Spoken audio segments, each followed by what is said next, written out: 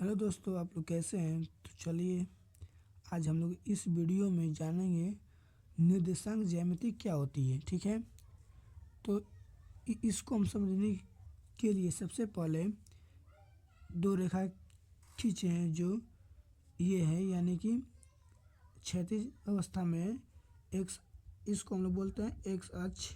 ठीक है, एक्स अक्ष। ठीक, अब जो इधर वाली हो जाएगी रेखा, इसे हम लोग बोलते हैं एक्स डैश। ठीक, अब जो ऊपर की ओर जाती है यानी कि क्षैतिज अवस्था को जो ये रेखा काटती है, ये जो ऊपर जा रही है, इसको हम लोग बोलते हैं वाई अक्ष। ठीक है, और ये जो नीचे की ओर आती है, इसे हम लोग बोलते हैं वाई डैश।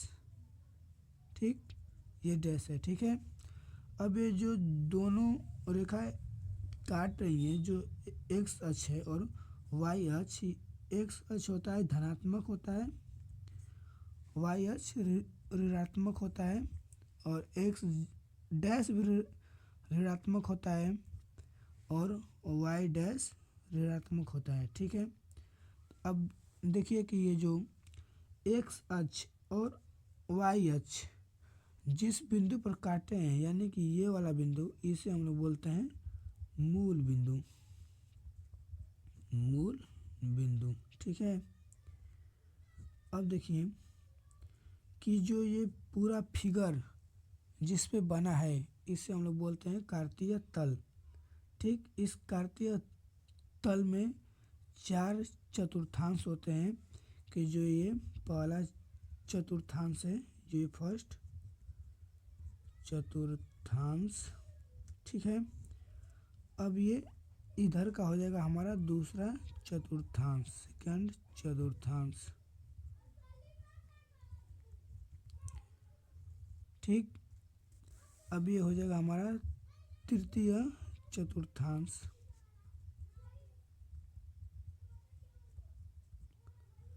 और ये वाला हो जाएगा चतुर्थांश।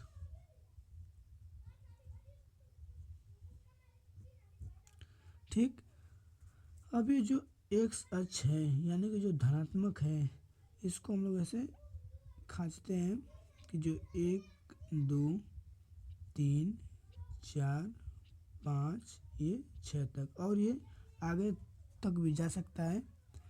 और ये जो वाई अक्ष है यानी कि ऋणात्मक, सॉरी, ये भी धनात्मक ही होता है, वाई अक्ष भी धनात्मक ही होता है जो यहाँ पे है।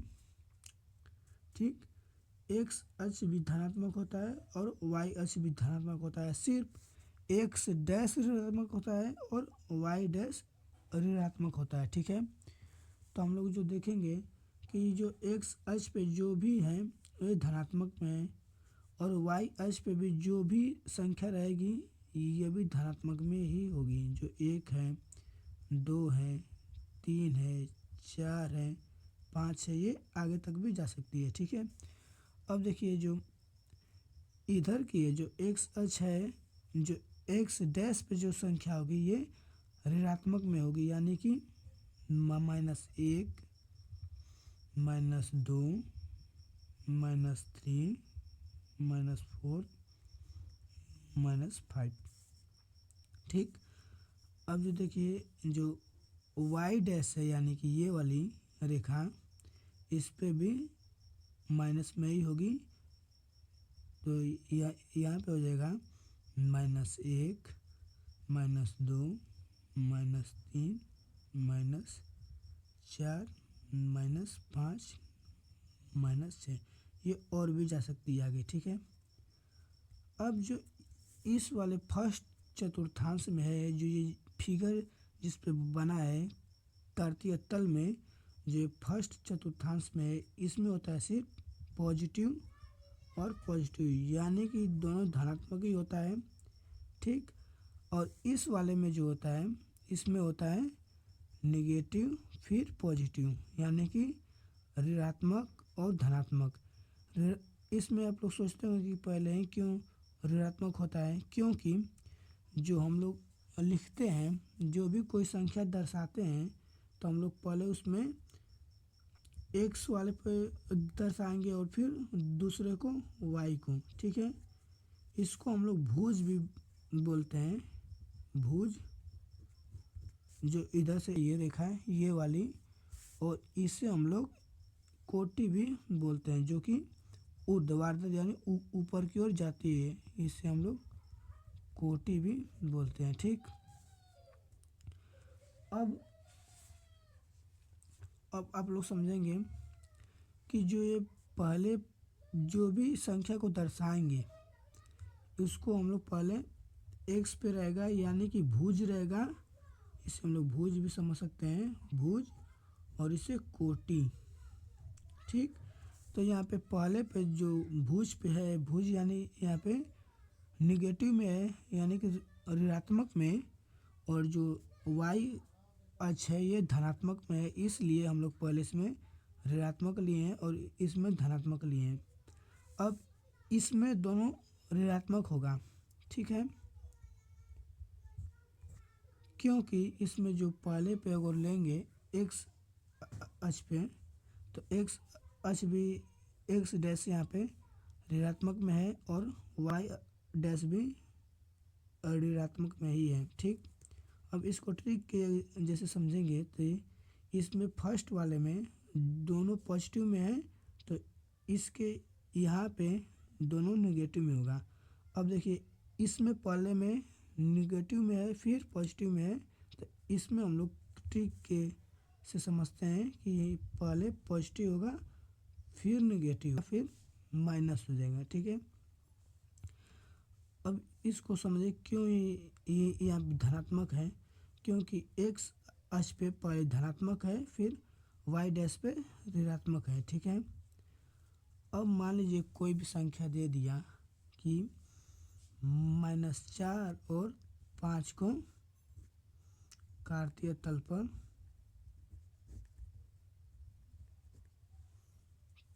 पर दर्शाइए। तो हम लोग इसको देखेंगे कि जो ये पहले वाला है ये वाला -4 ये भुज पे रहेगा और ये 5 जो है ये कोटि पे रहेगा। -4 का भुज देखेंगे जो यहाँ पे आता है, आप 5 यानी 5 का कोटि देखेंगे यानी कि पॉजिटिव में है तो ये ऊपर की ओर जाएगा, यदि ये निगेटिव में होता तो नीचे की ओर जाता, तब ये पॉजिटिव में है तो ऊपर की ओर जाएगा कि जो यहाँ पे है। ठीक है, अब इधर से अब इधर एक रेखा हल्का हल्का खींचते हैं। ठीक, अब इस -4 से भी इधर एक रेखा खींचते हैं। ठीक है, तो यहाँ पे जो बिंदु काटेगा इसको हम लोग दर्शाएंगे -4 और 5। ठीक, ये जो मूल बिंदु होता है यहाँ पे 0 होता है। ठीक है, अब फिर से कोई संख्या को हम लोग समझते हैं, उदाहरण की जैसे कि कोई संख्या हो गई -4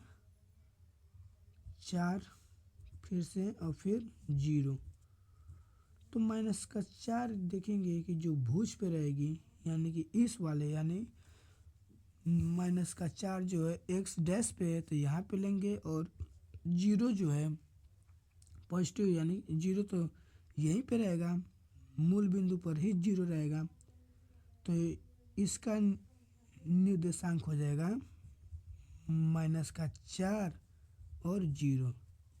ठीक, अब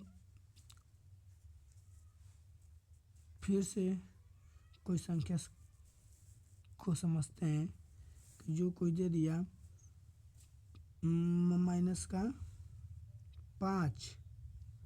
और -6, तो इसको हम लोग कैसे दर्शाएंगे, तो भुज पे जो हो जाएगा -5 जो एक्स डैश पे है तो यहाँ 5 तक आएंगे, फिर कोटि पे -6 जो इधर आएंगे यानी कि यहाँ पे आएंगे, यहाँ पे आएंगे। अब इधर एक रेखा ऐसे ऐसे खींचते हैं, फिर एक यहाँ से खींचते हैं,